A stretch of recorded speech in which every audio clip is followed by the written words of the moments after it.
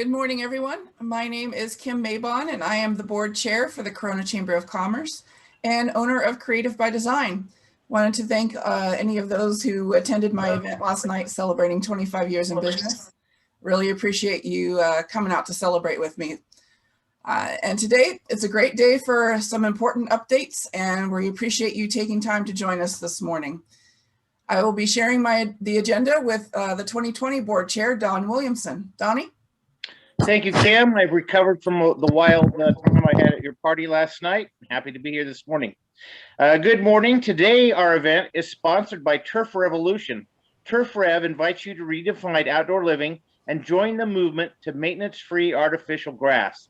Enjoy all the benefits artificial lawns have to offer, including water savings, low maintenance, bug control, lasting green grass, and more. The transition from grass to artificial turf is simple and cheaper than you might think. Thank you, Turf Rev, for sponsoring this event. Back to you, Kim. Thank you, Don. A reminder to please use the chat button to ask any questions. You can send your questions to the chamber host, and we will verbally ask the questions at the appropriate time. Please welcome our president and CEO, Bobby Spiegel, for a chamber update. Thank you so much, Kim, and welcome to everyone. I'm so pleased to have you on board today.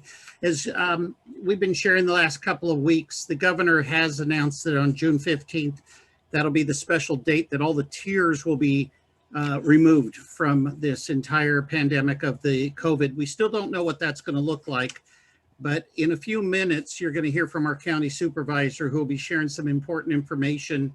And it's going to be a snippet of what you're going to hear later in the month of May about reopening Riverside County. But some of the things that I just want to brag about is the partnership that we have with the County of Riverside and their willingness to share some resources with us. So you'll see on the slide, it's got a mask and it's also got the hand sanitizers. These are free for you to secure from us. You can go on and order them at business.mychamber.org/store, or you can give us a call here. You can pick up individual boxes of 50 of the masks or cases if you need them, if your company so warrants that. And then the hand sanitizer, those bottles are 15 to a case. We do want to, again, reinforce the fact that these are free for you to use, not to resell, and they're available while supplies last. You know, we had Innovation Month, and Riverside County, again, was the leader in this to go ahead and name the entire month of April with innovation. Innovation happens here locally every single day. And you'll see there's a bit.ly that says bit.ly/Corona Rocks Innovation. If you go to that, you'll be able to kind of review what we did on April 8th when we had 8 different entrepreneurs pitch to us, kind of like a Shark Tank thing. It was great. It was a fast pitch. We announced the winner, which was Future and Focus Dreamcatcher Enterprises. They received $1,000. $500 was given to Green Space, who took second place, and Uniview came in third and took $250. I just wanted to touch real quick to say thank you. The money came from our board of directors individually, and it was Paul Bender-Badisha, Sam Rostro, Jim Gore, Dr. Monica Green, Crystal Lopez, Chad Miller, Eugene Montanez, Mark Peabody, Linda Pearson, Anthony Peritano, Lily Cuero, Mike Karashi, Dean Safe, Ann St. Germain, Jan Steiner, and Don Williamson. Between all of them and a little bit from me, we were able to go in with $1,750 to give on a local level. It was pretty exciting.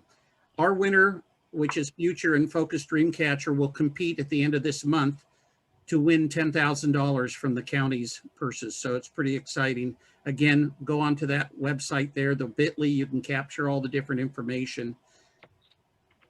I would like to just at this time mention that we have our Corona Business News for May and June is in the mail. And yes, it's only April, but we want to be a jump ahead. You should have this. You can get this online from us, or you can come here and pick up extra copies. But as a member, each of you were mailed those out.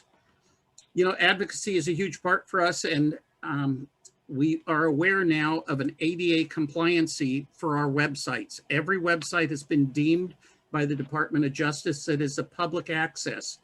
So there will be various fines assessed if your website is not updated. That's the bad news. The good news is the Corona Chamber is there to help. If you go to the bit.ly/ADA web April 26th, we will be having a webinar that is going to be put together by our chairman of the board, Kim Maybon, who came to us and updated ours for a matter, the amount of money that it was under $500 annually to do this. And it was done in a matter of a couple of hours, I think.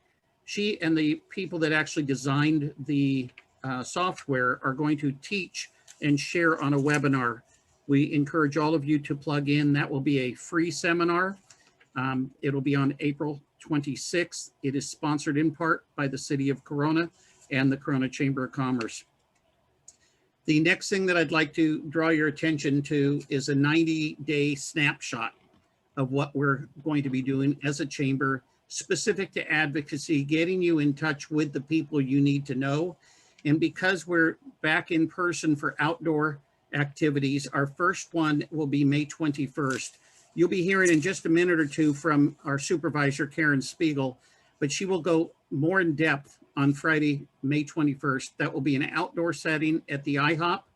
And we really encourage you to come. If you can register now at the bit.ly/GMC-May 2021, you will get all the different information that you need. And she is really focused on helping the businesses to reopen and to get what we used to call normal into normal on steroids. The next month that we have, our city council and our mayor for the city will be doing the State of the City with the business version. That will be back indoors because it will be after the June 15th deadline of the governor's requirement of getting rid of the tiers. So that bit.ly is GMC June 2021. We encourage you to register for that. And then the last one that I want to share is July 22nd. We will be bringing back Dr. Chris Thornburg for our economic forecast. Last year, we partnered with some of these chambers that are listed up there, and we were down in Orange County and he spoke and it was fabulous. This year, we're the host chamber and seating is limited. We're taking sponsorships right now. And of course, that bit.ly is up there, bit.ly/econ forecast July 22. And we just are so excited for all the different things that we're going to be providing all of our members. On behalf of the Corona Chamber, we just want to say thank you for being part of our organization, part of the Chamber family, and we continue to provide resources for prosperity. And I want to just again thank the board for allowing us, the staff, to be able to be of service to you. Kim, back to you. Thank you, Bobby. Anthony, do we have any questions for Bobby? There are no questions. Okay. Well, at this time, I'd like to hand the mic over to Supervisor Spiegel, who will be giving us a quick update and introducing our first speaker. Supervisor? Well, good morning. I don't want to conflict with anything that Jeff is going to share. So I'm going to talk a couple of things. And one is the redistricting. And those of you who aren't familiar, this is the census. And every 10 years, we have a complete count of our residents within each county throughout the United States.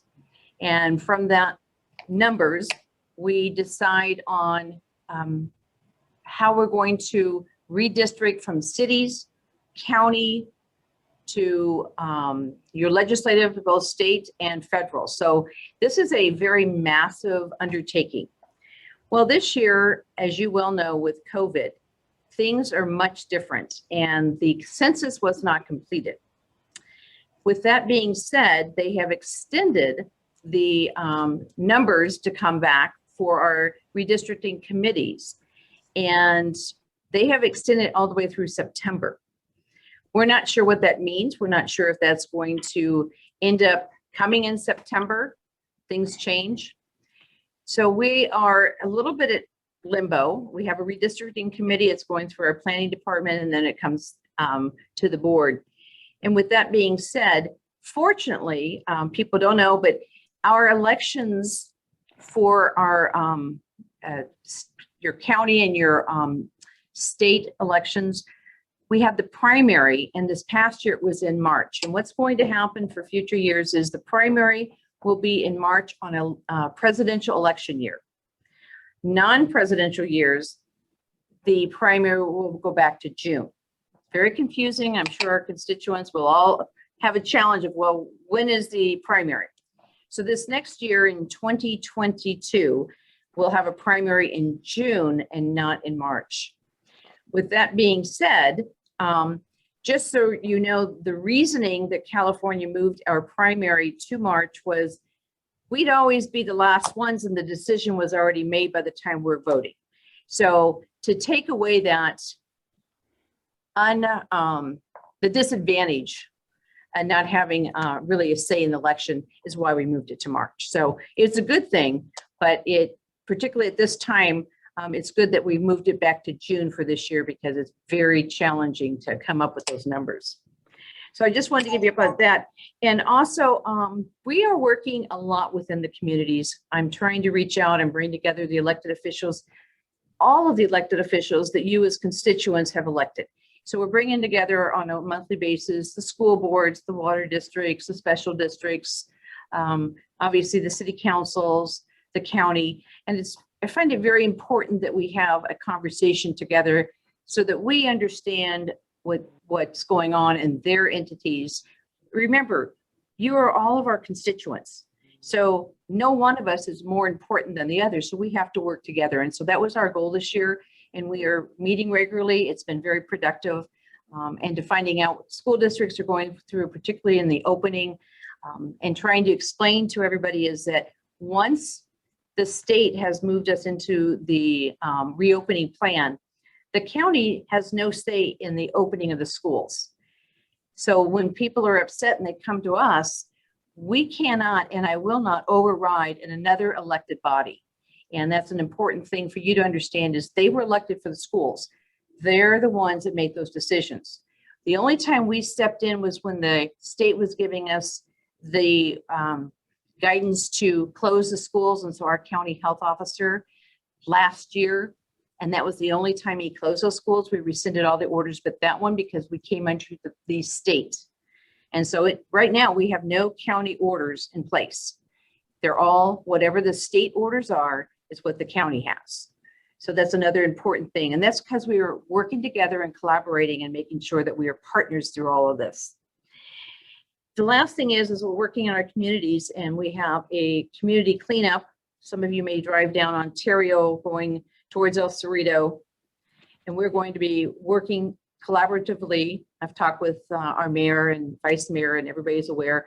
On May 8th, I'm doing a cleanup down Ontario from the 15 to Tom Barnes. So if you're interested, we'll be getting information out to you. Hopefully you will participate and help it out. And we're going to be doing more of those throughout the area. So I have the opportunity to introduce a very special person, and this is Jeff Van Wagenen. He was born July 16th, 1948, is an American professional golf. Oh, I Wikipedia that, and that's wrong with Jeff Van Wagenen. It's my dad, though, so there's that. It's nice That was to kind of have fun. a professional golfer as a father, so there's a Wikipedia page. Anyway, I'm very excited to introduce Jeff. He's been selected through a nationwide search of almost 100 applications. So it was not something done by the county. We had a consultant outside of Riverside County, and we were given the final names, and he definitely rose to the top. He was my top candidate all along. I can say it now that it's done. But he's a driving force within the county, and he's built and continues to build strong relationships and very collaborative with our tough problems. And with the recovery of COVID, we are going through some tough times. And with his background in Riverside County, with the various positions that he has been involved in, the district attorney's office and EDA, which is something very significant for the chamber, but also he owned his own business. And I don't know if many of you know that. He had a law firm, his own law firm, for about 10 years before he came back to the county. So with that background, he is not only an expert for the county, but he's certainly very knowledgeable for our business community. And with that, I proudly introduce Jeff Van Wagenen, our CEO. Supervisor Spiegel, thank you for that introduction. Also, thanks for the job, much appreciated. And I'd like to thank the chamber for allowing me to return to speak to you this morning. The first invite I got back when I got this job on February 9th was from this chamber to speak on February 10th. I came, I basically waved and said goodbye and promised to come back when I had my feet underneath me. I'm not sure that I have my feet underneath me yet or ever will, but I'm certainly glad to be back in front of this group. I've got 10 minutes, so I'm going to try and hit some highlights as I go through. And then potentially any questions that you have, I'd be glad to take those at the end of it, time permitting with the rest of your schedule. This morning, I'd like to talk to all of you about three things. The first is, who am I? You heard a little bit about it from our board chair. Number two, what is the plan? And number three, what can you expect from the county moving forward? First, on the topic of who am I? I've asked some of the members of your chamber what would be of value for you folks to hear from or to hear about me. And one of the things that resonated was, tell us about yourself. Not everyone knows who you are. And I was confused at first. Why would anyone care who I am or want to know anything about me? My work has always been about other people, working for them on their behalf. But then it gave me an insight. All too often we skip over the who am I part, don't we? When we're talking about our programs or our projects, we tend to think it's more about what we do and not about who we are. But then I realized it's important to really get to understand what someone's motivation is, because it's that motivation, it's that why that helps propel us forward. So who am I? You heard a little bit about it just now. I've worked in the public, private, and nonprofit sectors. I've worked for myself. I've owned a small business, and I've worked both for elected and appointed leaders. I've worked for the county government in both the constituent-focused departments and in internal support departments. I've been a prosecutor, I've been a defense lawyer, I've been a fixer, a roadblock remover, and a problem solver. I've lived in the county for more than 20 years. I am married to a wife who has worked with many of our community-based groups and nonprofits. I'm the father of a daughter who is a junior in college at CBU and who will be taking some extra classes at RCC. I am the father of a son who is a senior at Notre Dame High School in Riverside and who is making the decision about which college to attend later this week. And both of them attended middle school in our Riverside Unified school districts. I'm the son to parents that are retired and living in Coachella Valley. As Supervisor Spiegel mentioned, there's a Wikipedia page on my dad, who is a professional golfer. There is a Wikipedia page on my brother, who used to be the GM of the New York Mets and is now the Chief Operating Officer of Jay-Z's Rock Nation Sports. So I'm always trying to catch up to those two. And then just a little more personally for this group, I've coached high school football and youth football for about 10 to 12 years. I've lost many, many games to the Corona Chargers in my career. So I don't know if any of you have kids, grandkids, nephews that have played in the Corona Chargers football program, but I've lost a lot of games to those folks. In short, I'm a member of this community. And like you, I'm invested in this community and fully focused on reaching our full potential. Which gets me to number two. What is the vision to reach that full potential? As soon as the board put me in my current position, I launched a 4-part plan to try and resolve some of the issues, some of the challenges that I had seen. Now, when you hear it, you're going to realize it's not groundbreaking or revolutionary, but it tries to get us back to the basics. Number one, first part of that plan is to build a better executive office for our board of supervisors. To a person, our board recognized that we need change, but it's what that change looks like and how we accomplish it that can be part of the challenge. So my pitch is that transformation is the change we need, at least in the county's executive office. So I'm returning a focus on our constituents. I am supporting our county departments, remembering that it's always about in county government, the folks we serve, and not about our departments. And I want to make sure that our departments have what they need to serve your needs. I want to upgrade our budget management and development. I need to improve our intergovernmental relationships and advocacy. All too often we exist in our silos and we don't talk to each other unless there's a problem, unless we need something from each other. And the reality is there's a lot that we are doing together all day, every day, and building those relationships is important. I'll speak more about relationships in a little bit. We need to improve how we get out public information and awareness. And finally, we need to achieve strategic priorities. All too often in the county, we start things, but don't finish things. or we start things and do work, but we don't report out either to our board or to our constituents exactly how we're doing. The second part of the plan was to establish and meet goals in support of board's direction and policy. Ultimately, the phrase I've been using here in the department is that vision without strategy and execution is simply an illusion. It is embarrassing for me to report to you that the county has not had a real strategic plan for more than 25 years. Now, before I get in trouble with my boss, I want to be clear, this is through no fault of Supervisor Speake or any of our other board members. Most of our departments have a plan, but the county executive office, which is tasked with executing the board's vision and coordinating the efforts of all of our departments, has not. While I'm on our departments, I just want to say a word about them.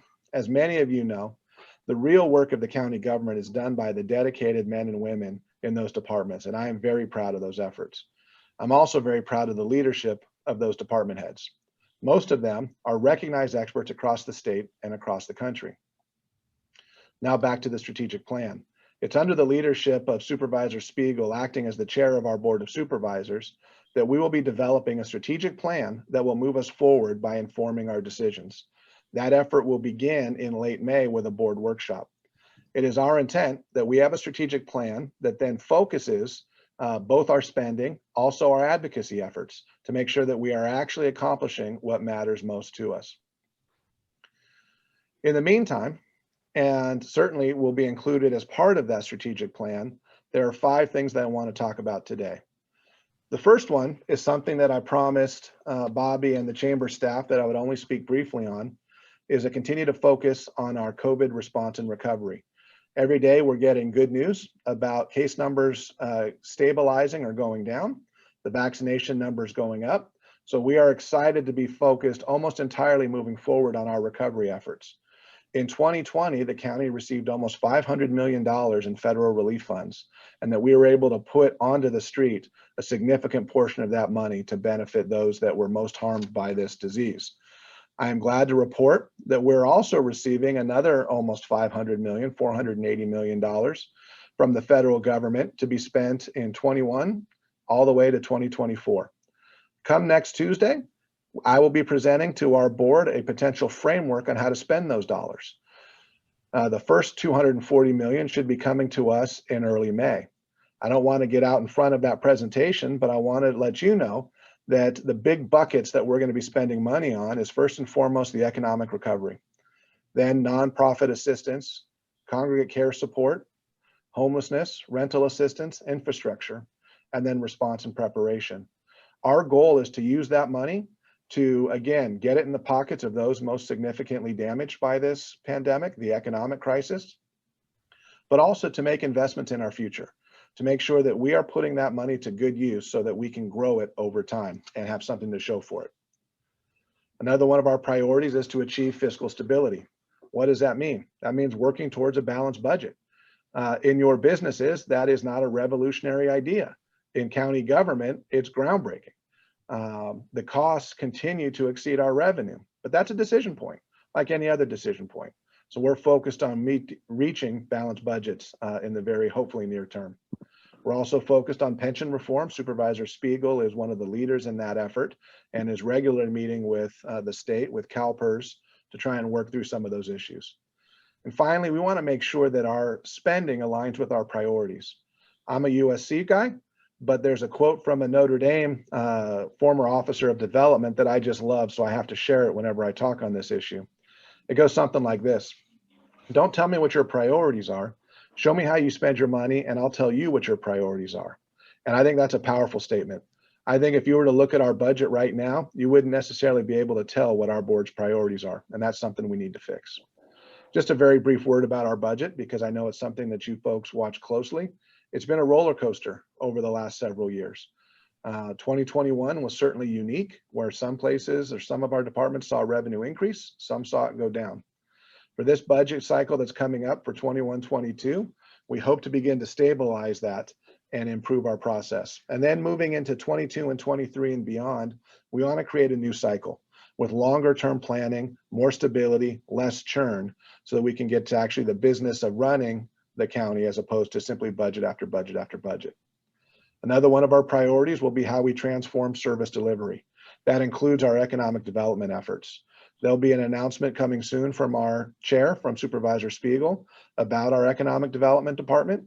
But I will tell you this, it is so important, it probably comes from my days working with our old economic development agency, that the economic development effort will report directly to this executive office to make sure that it is one of our priorities. Another issue is that we want to seek systemic equity. That means access to healthcare. That means affordable housing. That means educational opportunities. It also means a look inward at our own practices. And finally, we want to improve the quality of life. That means that we are addressing homelessness. That means that we are addressing our unincorporated communities and environmental issues, including issues related to the Salton Sea and water. The third part of the 4-part plan was set strategic timelines to drive success. I'm a big believer that nothing moves us forward like a deadline. I think it's the old trial lawyer in me, but there's nothing like the threat of sanctions from a judge or the thought of standing in front of a jury unprepared to remind you that deadlines matter. I owe things to my board, and I want to make sure that they get what they need because they owe things to their constituents. So accordingly, the calendar has become one of our most important tools. Finally, number 4 of the 4-part plan was to lead a successful cultural transformation. There's an equation, a word equation that I found in a book that I really like. It's credibility equals proven competence plus integrity plus relationships. I think groups such as this chamber understands that more than anybody else. It's not just about being good at your day job. It's about the relationships that you have and being true to yourself and true to your word. So what am I doing at the county family? Building a strong team. That requires trust and common purpose. It requires strong interpersonal bonds. It requires collaborative information sharing, and it requires an emphasis on purpose over procedure. Now, notice it's not instead of procedure or without procedure, but I want every one of our county employees to be focused on the purpose and finding a way to make that a reality. It's this last effort, the effort of building a team, that leads me into my next topic. We need to partner moving forward. My team is really a team of teams. It's a team of teams between departments and even with departments, but it's also a team of teams with all of you. We need to make sure that we are working together. We will only get through this, and I use that in quotes, whatever this is. It's been COVID, it will be other things moving forward, but what we've learned is that we can do it together. You can expect that the county will be a teammate for you. To accomplish what we need to do, we'll be partners in economic development, community development, higher education, social justice, and public safety. You can expect that. You can also expect this. We will not always agree, but I know you know that. We sit in different seats. We see the world differently from those different angles, but it won't be because we didn't spend time together to understand where we're coming from. There's a quote that I use a lot. In fact, Supervisor Perez quoted me quoting it at our board meeting yesterday. And it comes from one of Thomas Jefferson's inaugural addresses. It's that not every difference of opinion is a difference in principle. We need to remind ourselves that we share the same principle, and that's to improve the quality of life for our constituents. The reality is that your customers, your employees, are also our constituents. When we have a difference of opinion on how to do that from time to time, how to deliver for the folks we serve, it's good to remember that it's just a different opinion. We need to remind ourselves that what unites us and what we agree on is so much greater than what divides us. In conclusion, I want to commit to you that I will work hard every day on behalf of our shared client base. I truly believe that the future of Riverside County is an exciting one, full of both hope and opportunity.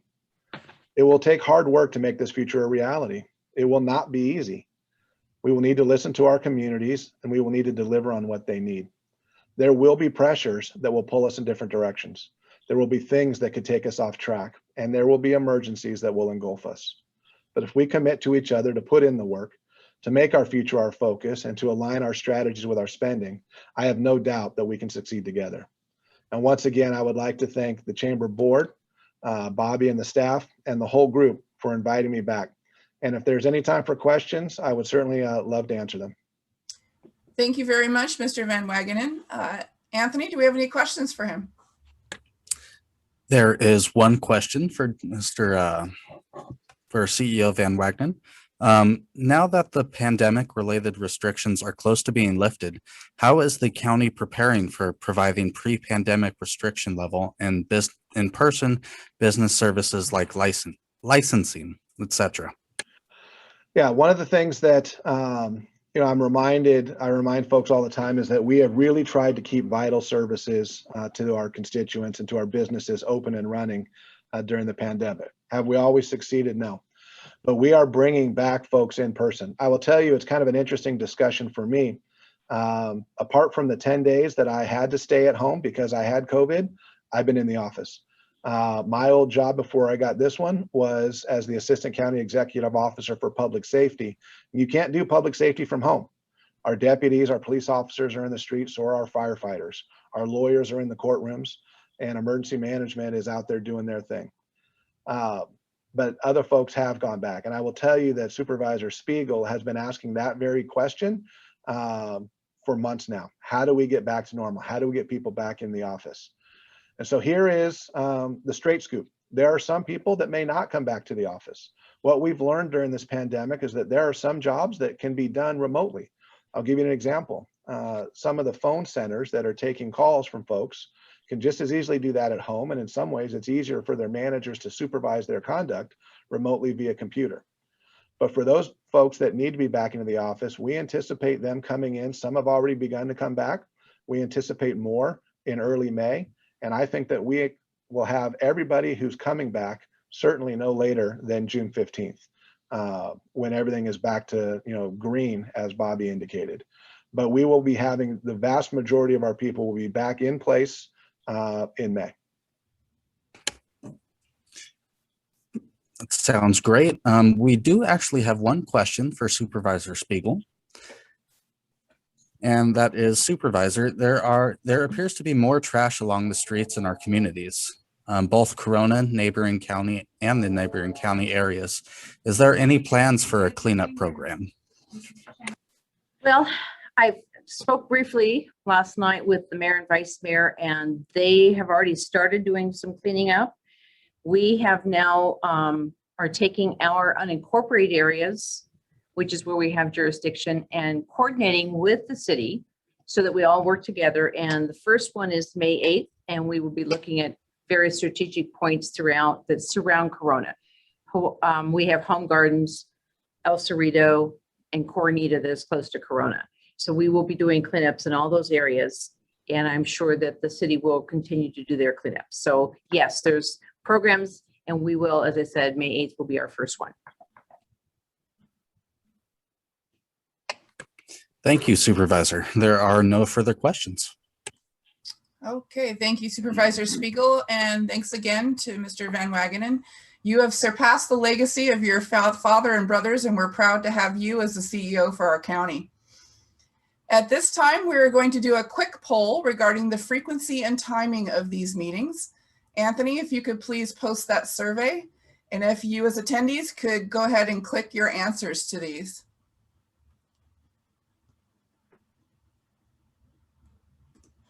Yeah, that first one shouldn't say monthly. It should say weekly, then bi-weekly, then monthly.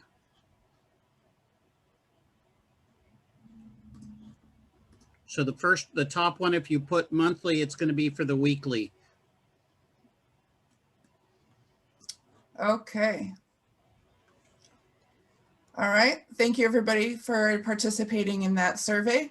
Donnie, what else do we have going on? Well, Kim, thank you very much. I'm excited to announce that the speaker for the next Coffee with an Entrepreneur, which will be on May 10th, will be Crystal Lopez. Crystal is the founder and owner of Carter Bradley Insurance Solutions, an agency offering wide-ranging comprehensive insurance coverages. Crystal's emphasis is on providing solutions to protect families financially, especially their children during the most trying and often unexpected situations. At the age of 17, sadly, Crystal lost her father to a drink driver. The mental, emotional, and financial avalanche of this event was devastating. Through her hard work and determination, she used her loss as motivation to help other families avoid the hardships that she went through. We are excited to have her with us and look forward to hearing more of her story. Crystal is a very dynamic individual that we fortunately added to our Corona Chamber of Commerce Board of Directors recently.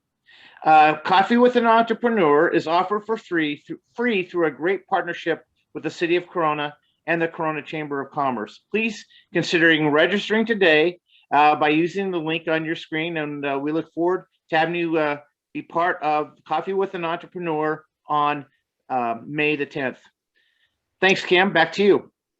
Thank you, Donnie. I'm looking forward to that seminar myself. Next, I am so pleased to introduce our city's Vice Mayor, Wes Speake. Wes was elected to City Council in 2018 from the constituents of District 5. Corona is a 5-ward system. Wes truly understands the importance of business community and realizes he serves the entire population.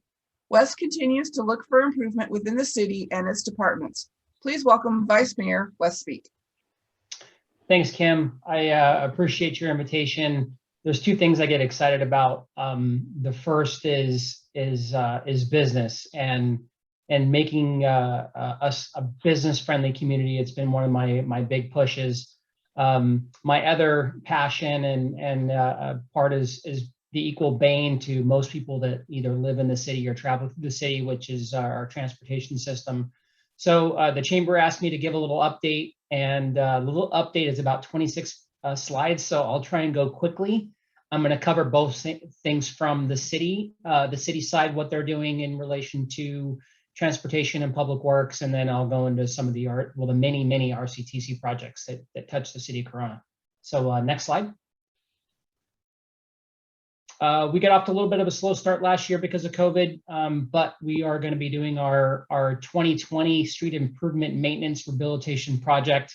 There'll be 33 lane miles. It's a little bit lower than last year, mostly because of the reductions in SB1 money that we got and paving money we got. That construction will start in the summer of 2021. The map is pretty much up to date. It's mostly on the west side of town, a little bit on the north side of town, off of the 15. Next slide. And then we're going to go straight into our 2021 street improvement plan, which is really going to be kind of more in the central part of town, going up Rimpaw and into my district, and then there'll be some extensive changes in the McKinley area. And that'll start right after the 2020 paving projects. Next slide. And every year, we do as many sidewalk and street improvements as we can in our CDBG areas, which stands for Community Development Block Grant. There are federal grants to work in areas that are disadvantaged. So we're going to be, construction is underway. We should have it complete at the end of May. Next slide.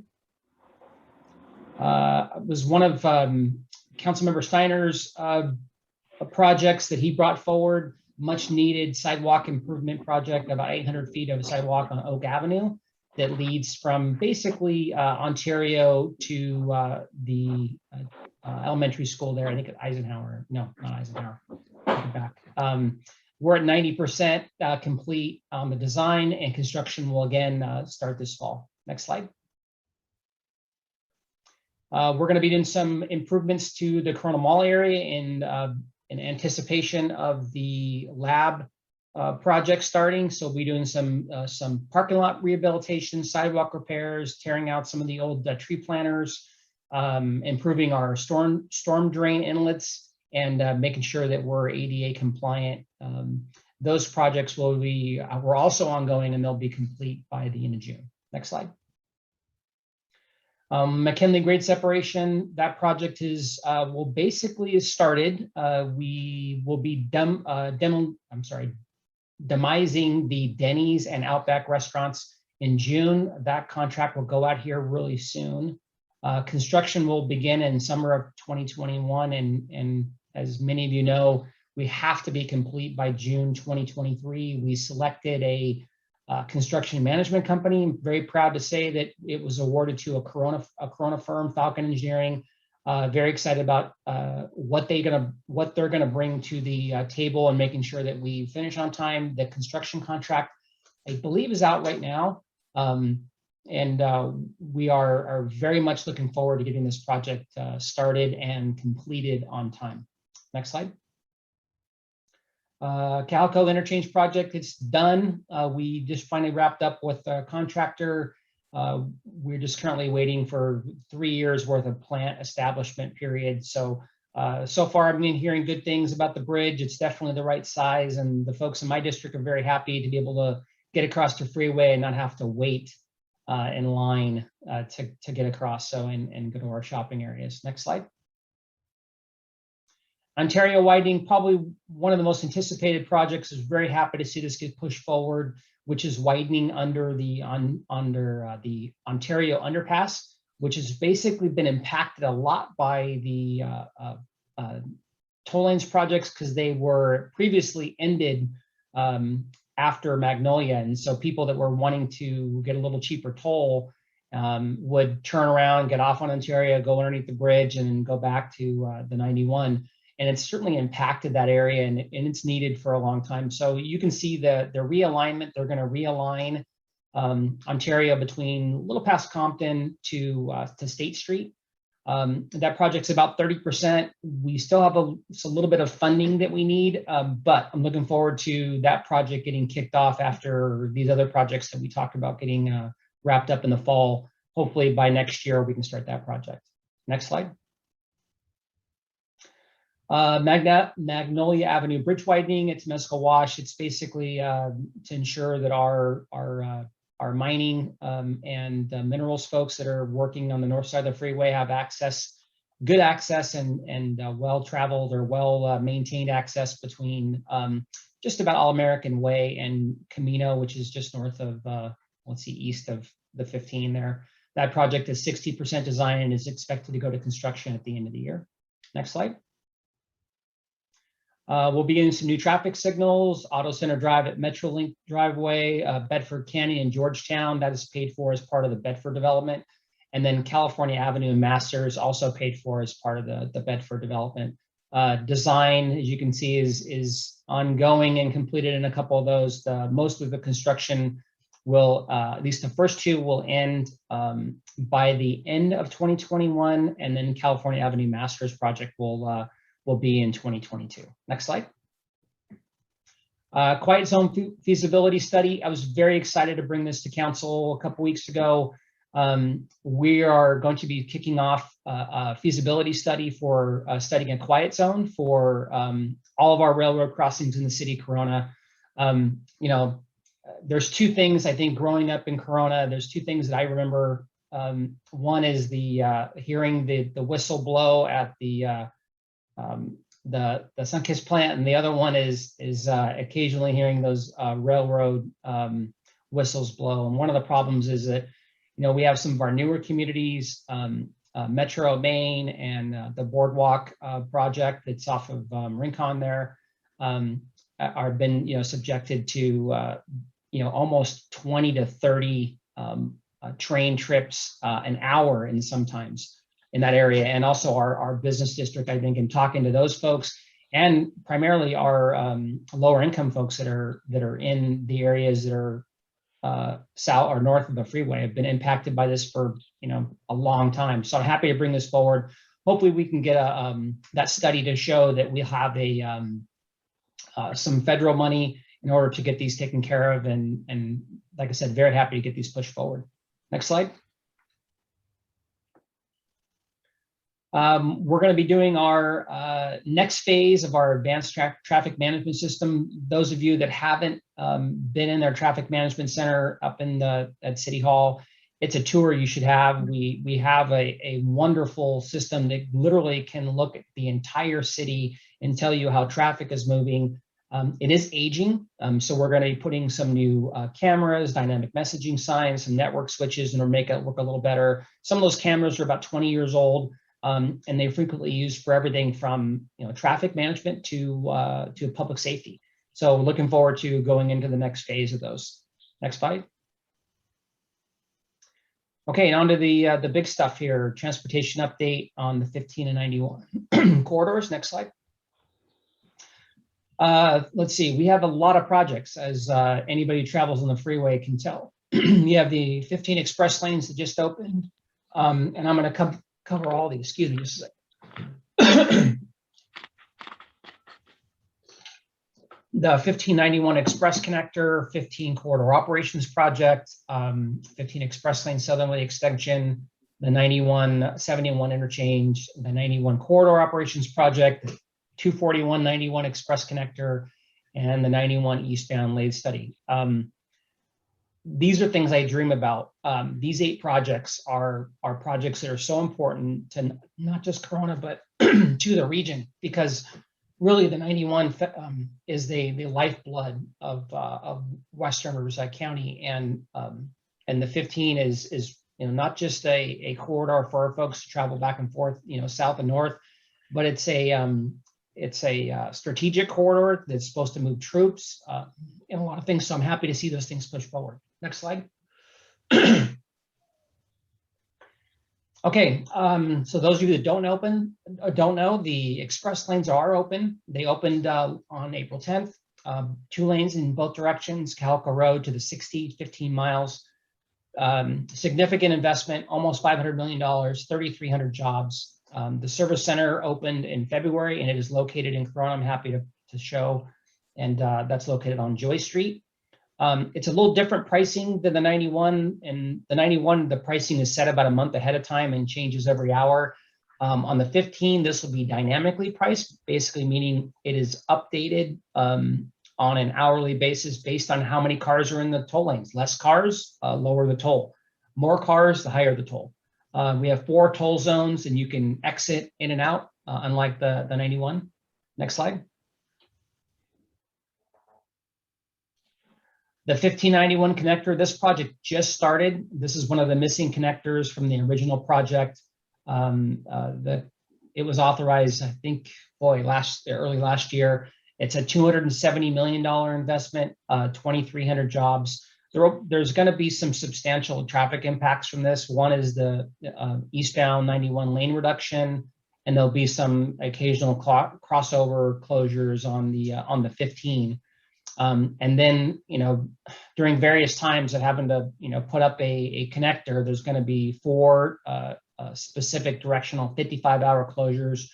I don't think they're going to be total closures. They'll be either one direction or the other to try and minimize the impact. So we won't see the, Corona-geddon that we saw a few years back. Next slide. 15 Corridor Operations Project. This is one of my favorites. I really hoped it would go a little sooner. This is really similar to what we're doing between Green River and the 241. This is going to alleviate the stacking that people are seeing right now on the southbound 15 as they come up to Calco. You're going from 5 lanes to 3 lanes, and when you have that crunch, you need a place for people to go. So one of the design features of this is to add an auxiliary lane on the southbound side between Calco and Wyrick, and what that'll do is that'll provide room for people to move into, and hopefully make that transition a little bit smoother. We authorized the project last fall. Construction is going to start. It's going through environmental and engineering right now. Construction is scheduled to start in 2023. I literally ask every single meeting, and Supervisor Spiegel smiles along with me. And I know that she wants this to happen sooner. I think everybody wants it to happen sooner, but it's slated to start 2023 and end open in 2025.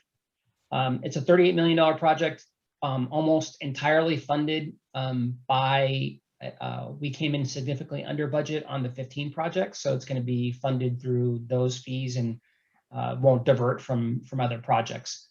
This will also help build a transition as we go in to start trying to build the 15 express toll lanes. You would think $38 million for a mile and a half of road is a lot. However, there's a significant bridge rebuild that has to happen at Bedford Wash. That's going to take a lot of money, and frankly, we're going to use this as I said, a way to build some infrastructure before the Southern Extension project comes in. Next slide. 15 Express Lane Southern Extension. This is basically the extending of the 15 express lanes from Calco to Route 74 in Lake Elsinore. I know a lot of folks are waiting for that to happen. This will be the same 2 lanes in each direction that will hopefully open the traffic in 2028. There's still a significant funding gap. Estimation right now is 550 to $660 million. And as you saw on the other slide, lots of jobs. So hoping to see that push forward too. Next slide. 7191 interchange, another great project, another project that was left out of the original 91 project. And this is basically it adds a lane from about Green River to where the 71 is. And what this does is it creates a flyover connector. So if any of you that have traveled eastbound on the 91 and had to go to Chino Hills and make that hairpin turn, no, it blocks up traffic. It's very dangerous, and we are very happy to see this move forward. The construction management contract was awarded. I think they're waiting to sign their contract. The construction will start in early 2022. I'm happy to say that Falcon Engineering, another Corona, same Corona company, was awarded the construction management on that contract, and they're looking forward to getting to work. That's a $121 million investment. Next slide. And my favorite personally, just because I helped push it forward with local folks here in Corona, the Greater Corona Traffic Alliance, the 91 Corridor Operations Project, which is basically adding a sixth lane on the westbound 91, a non-toll general purpose lane. It's 2 miles, Green River Road to the 241. Construction began late last year, and it's expected, I think originally we had it December 2021, but I think we're ahead of schedule there. It's a $38 million investment, and I've been hearing things are going very well, and looks like we're ahead of schedule. I think that's gonna make a big difference in the morning for people, especially keeping people on the freeway. One of the biggest issues, the reason why we have the significant traffic in Corona that people are cutting through, is when the freeway doesn't work. And I think that this is it's going to be a great project that'll buy us some time and get more of these folks that want to cut through Masters and Foothill and Green River to stay on the freeway. Next slide. Let's see, and finally, this was a project that had been long waiting. This is a Transportation Corridor Agency project, the 241-91 Express Connector. RCTC, Caltrans, and OCTA, basically reached an agreement with TCA in January 2021 to ensure that folks in Corona and people traveling on 91 have been subjected to so much construction over the last 5 years that we wanted to make sure that we prioritized and spaced out these projects and had them give the biggest bang for the buck. And this project is completely funded.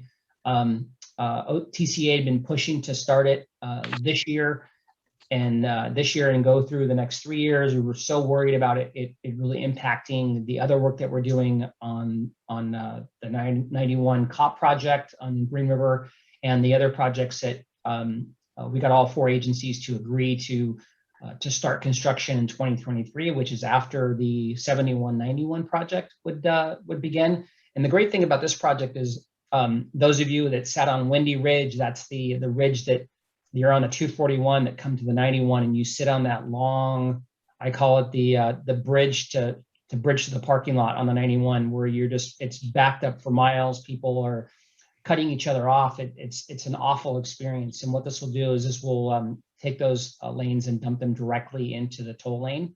And the same thing on the westbound side. We see about 2,300 cars an hour that transition out of the toll lanes on the 91, and then they cross over 5 lanes of traffic to get on the 241. This will keep those 2,300 cars, which is basically equal to a lane of an entire lane of cars per hour, out of the 91, and should make the 91 function a lot better.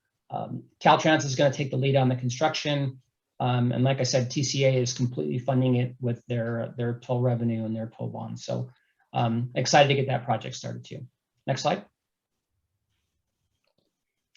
And kind of the one that's been waiting and I've been pushing for, and really OCTA is going to take the lead with this. And this is adding a 6-lane, kind of similar to what we're doing on the westbound side, which is going to add a 6-lane between the 241 and the 71. It's a little bit, the drawing's a little bit smashed in, but you get the idea, is basically to provide people with places to go. When you have a left-hand exit, meaning you're coming out of the toll lanes, you're creating a weave. So people are getting off the freeway, people are getting out of the toll lanes. It creates, tension. And so what you need when you're introducing a new movement is you need places for people to go. So that is an auxiliary lane. OCTA is going to be studying that, as these projects kind of wrap up and the 241-91 project starts. We are hoping that I'm really hoping that project happens. There are some complications to it because there would probably most likely have to be a complete shift of the 91 because of the Santa Ana River on one side, and you have an old landslide on the other side. It'll be a complicated, expensive project, and at this time we don't have a cost or a construction schedule because those issues still have to be worked out, and they have to make sure that the project will benefit the general purpose lanes as well. Next slide. And that should be it. I think if you have any questions about the presentation, you can certainly contact me. There's my information. But I want to thank both Savat Kampu and David Thomas for the information for my slides. Next slide. And their information is there. Savat's our new public works director. Assistant Public Works Director. He's fantastic, comes with a ton of experience from Caltrans, a couple of other cities I don't mention because I don't mention other cities, only Corona, because only Corona exists. But we're very happy to have him, and Savat's done a great job. And David Thomas is the primary contact for RCTC in relation to the projects on our RCTC side. So thanks to those gentlemen. And that's all I have. Thank you very much, Vice Mayor. Anthony, do we have any questions for him? We have a handful of questions at the moment. The first being, what can we do to attract more business to Corona and help Corona be more business friendly? Many businesses have chosen neighboring cities over Corona due to the city making it difficult for a business to open. I hear you, and I've heard that. On April 28th, I've asked the City Council, my colleagues, and city staff to put together a presentation looking at how we do that, how we handle businesses when they want to expand, how business licenses are done, how inspections are done, plan check. We're going to be looking at everything and making sure that we can find a way, our culture of getting to yes. I think that we have a great staff. We have a lot of really great people.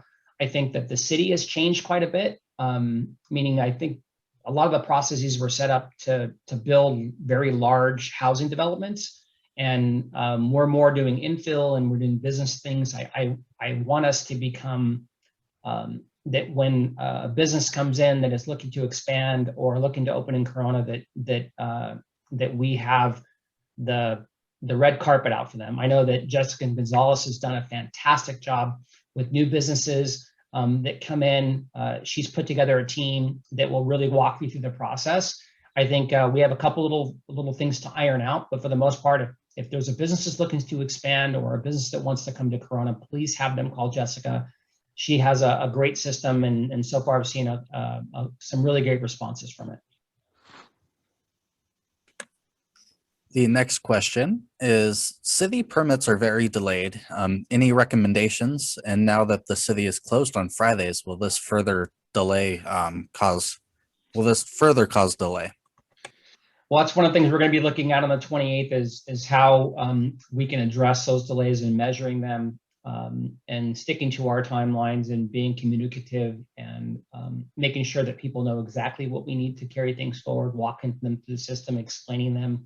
I think, Bobby and I had a conversation last night about a business that, doesn't speak city permits. They speak tacos because they make tacos. And we need to be able to translate that into, what the city needs into a regular business to make sure that we get people through the system quickly.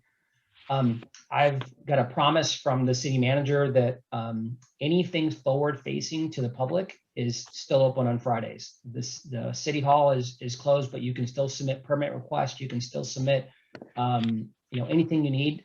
Inspections are still happening on Fridays. The library is open. Like I said, anything that the public that's public facing, the city manager has told me that there should not be seen as any kind of delay. Thank you. And last question. Now that the pandemic-related restrictions are close to being lifted, how is the city preparing for providing in-person business services like licensing, permitting, inspections at the same or greater level of February 2020? I think right now the city is open. Most of our staff is back. I don't have the exact number, but we're making sure that we are, like I said, business focused. It's going to be a big push of mine over the next couple of months. We have a lot of new staff, a lot of new ideas, and I can tell you, city management is very much into making this happen. Roger Bradley is our new assistant.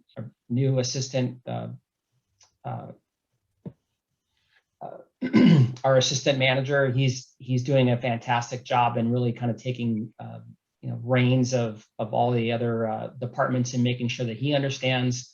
We have a lot of new people with a lot of new great ideas, and I'm very much looking forward to, as the city manager has those people in those places, that we can find ways to be actually, I think, better than February 2020.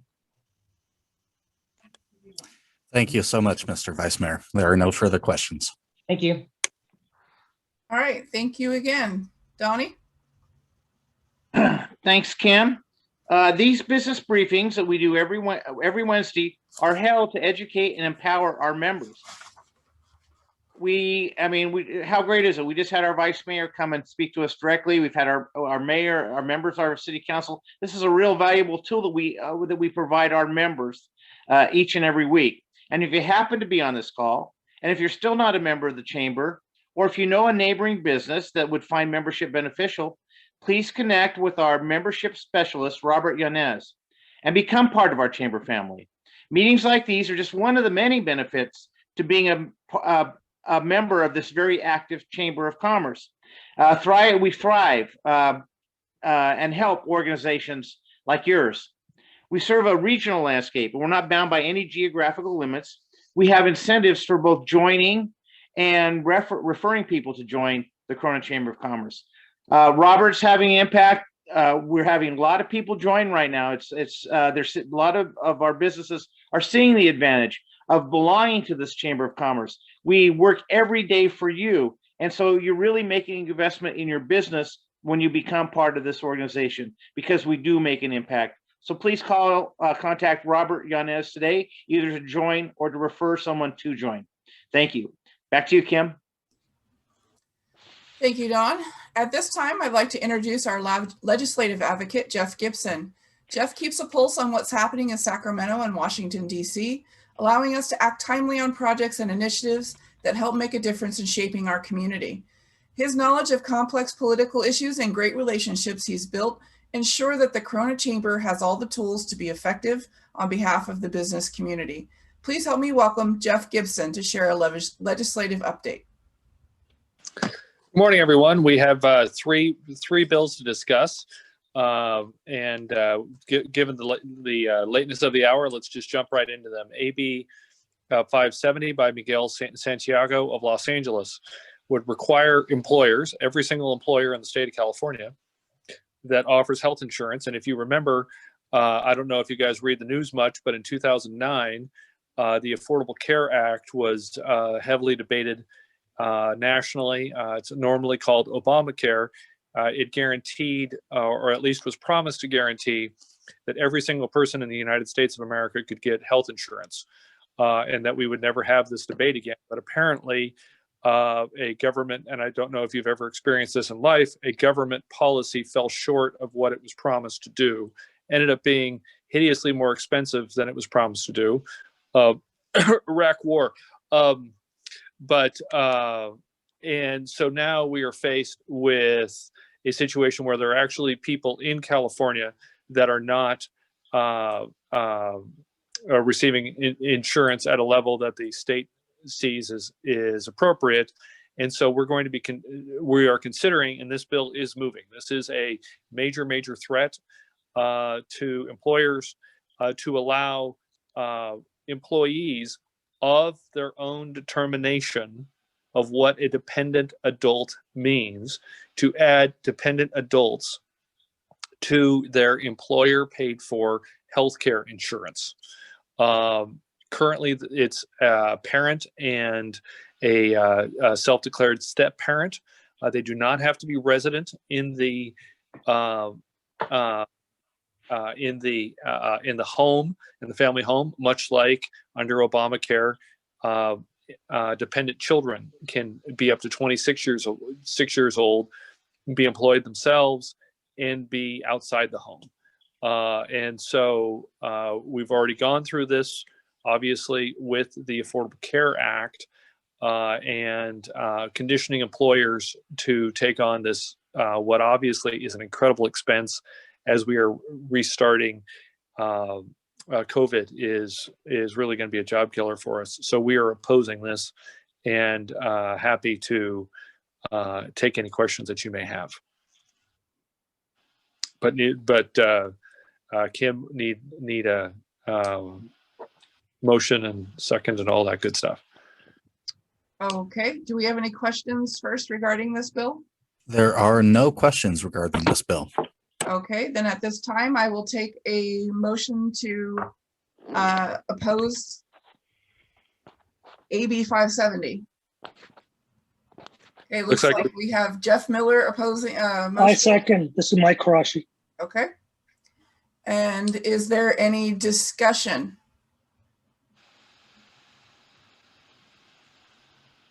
Okay, seeing there is no further discussion, we're ready to vote. All those in favor of opposing SB 570, please say so by saying aye.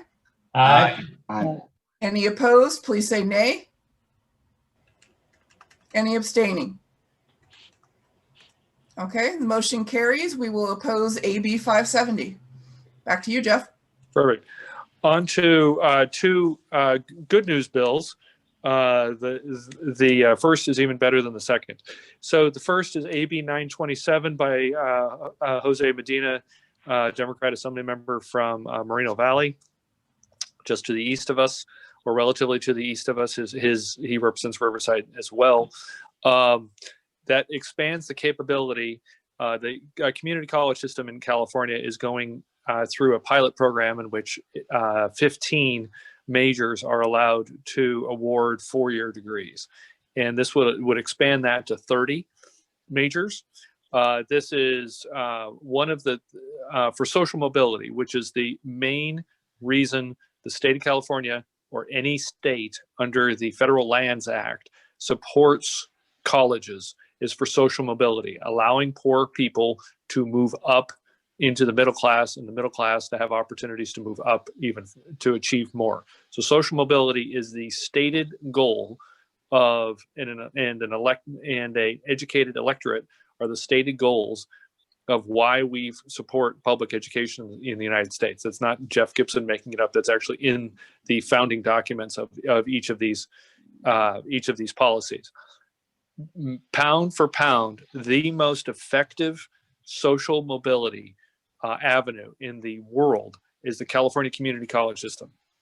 And for people that lose their job to come back and gain new skills, to take to learn a new art, or to you didn't understand algebra leaving high school and now you do because you took an extra algebra class at night at a community college, all of those things. So it really is the lifeblood. Not to say anything bad about Cal States or UCs, of which I'm a product of, but not to cast any aspersions about those. But in terms of meeting people where they are with the skills they absolutely need today, community colleges are the absolute best at that. That's one of the reasons we partner so closely with Norco College and the Riverside Community College District, and really work to expand their capability. This bill would allow students, many of whom have gone to four-year colleges and just need to pick up 3 units or 6 units within their major, or simply don't have the financial resources to complete college, to do so at a community college, at a high-quality community, and get an accredited degree in which they can, for the rest of their lives, they graduate from college. It is a full college experience, and but they just carry that out at a community college. So, ironically, one of we were at the speech in which the then outgoing governor, Jerry Brown, proposed this, and then it was carried into legislation, in which he talked about creating within the community college system, because it was so important to him. This was one of the last things that he wanted to do as governor, was create within the community college the ability just to give basic four-year degrees.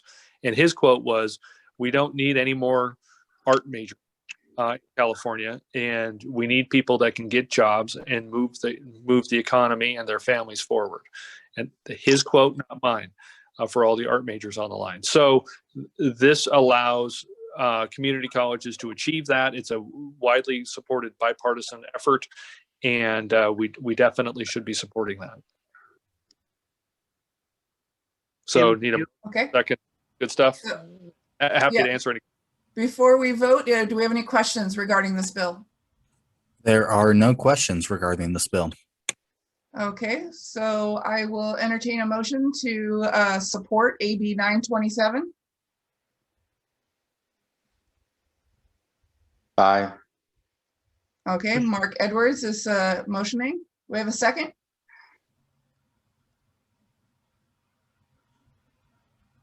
I second it. Thank you, Okay, Donnie.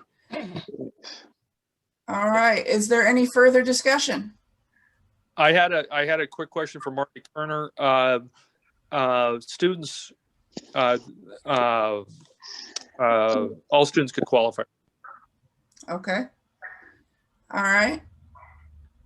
So seeing no further discussion, we're ready to vote. All those in favor of supporting AB 927, please say yes. Yes. Yes. Yes. All those opposed to our motion, opposing this bill, say nay. Any abstaining?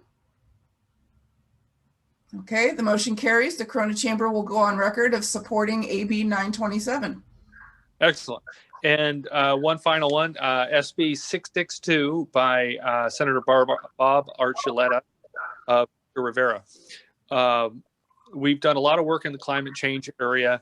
If you're new to the Corona Chamber and our legislative efforts, and I don't mean that in any sort of joking way, but it's not that we are taking a position in favor or against climate change, but in that we have to advocate on behalf of employers. The state of California obviously has very advanced has made very advanced policy decisions on climate change over the last 10 to 15 years. And so it's a reality in which our legislative efforts live. So what we are trying to advocate for every day is that the legislature restrain itself and the state restrain itself, instead of just saying climate change is a big issue to us. Residents, you figure it out, but here are the standards we need to reach. So if you want to use this type of technology or that type of technology, or you want to commute from home, or you want to work where you live, whatever it is, here are the standards you need to reach. You determine the best way to deal with that for you. So that's what we've been advocating for years. It's not a position specifically on climate change itself. SB 662, which we're asking for support for, and the Southern California Gas Company supports, along with a large swath of Californians, is expanding the use of hydrogen as a fuel for transportation. Hydrogen fuel cells are much more, have a much greater range and have a much greater capability currently than electric cars generally. There's a number of different opportunities that are available for hydrogen, and it specifically is precisely what I just said. getting government out of business, picking who the winner is on the technology, because government very good about setting, this is what we do as a society. Generally, you figure out how to get it done. Residents, very bad at picking winners. If you remember, we deregulated the electric industry on a unanimous vote. And here we are. On a bipartisan effort, we made California a nuclear-free state without adding a single new kilowatt of generating power. We took 16% of the energy off of our grid. And overnight, we now have brownouts and blackouts. So, determining the winner is usually not a good thing for government to do. This bill, SB 662, keeps hydrogen and in the mix for how we get the overall goal of becoming a zero carbon emissions state by 2045. So it's business friendly in that aspect. It's an important bill, and we ask for support for it. Okay. And happy. We have any questions regarding this bill? There is one question. Are there cost impacts to the taxpayer we can expect if SB 662 is to pass? A very good question. In fact, in the bill, most of the climate change impacts are charged to ratepayers of electricity. And one of the reasons the Pacific Gas and Electric Company is opposing the bill is because the bill specifically does not allow the California Public Utilities Commission to pass the costs along to the consumers through their electric bill. So if you are participating if you are one of the regulated monopolies, you would have to, under the bill, you would have to provide hydrogen, help pay for, or you'd have to pay for providing hydrogen at fueling stations. So basically you're replacing an industry and you're having to, because of the incredible benefit that's going to the electric companies, and because the electric companies are obviously very intimately involved in the sale and the production of hydrogen, that's where their opposition comes in, is they would rather have ratepayers pay for that as opposed to the companies themselves. But no, taxpayer and ratepayer dollars are not directly used. So Kim, we're ready for a motion, I believe. Okay. And I see a motion in the chat from Marty Kerner to support SB 662. Do I have a second? The second, it's Wes Speake. Thank you, Wes. All right. Is there any further discussion? This is Leah Peterson. I appreciate your support, and I am abstaining from the vote. Thank you. Okay, thank you. Any other discussion? Okay, seeing no further discussion, we're ready to vote. All those in favor of supporting SB 662, please indicate by saying yes. Yes. Yes. All those opposed to our motion, opposing this bill, say nay. Okay, we have Leah Peterson abstaining. Anybody else abstaining? All right, the motion carries. The Corona Chamber will go on record of supporting SB 662. excellent. And right. so I am complete with my report and wanted to kick it to Jeff Miller for a moment to discuss his upcoming 3 questions with the business leader. Thank you, Jeff. Just real briefly, I know everybody's got to get going. Every month I do a segment called 3 Questions where I interview business owners in town that and give us an idea of how COVID impacted their businesses and how they're going to be moving forward in the future. My guest has a really cool last name, and I think he's on the call. Chad Miller. I am here. All right, you ready for next week? Absolutely. Okay, that's it. See you next week. All right. Thank you to Jeff and Jeff. Donnie. Thank you, Kim. Once again, we'd like to thank today's sponsor, Turf Revolution. They offer a variety of quality artificial grass, affordable for all different budgets, and guaranteed to be green all year long. Learn more at turfrev.com. Kim? Thank you, Donnie. If you would like to sponsor a future business briefing, please contact the Chamber. Register now to join us next Wednesday for more advocacy news. Thank you, everyone, for attending. Our meeting is now adjourned.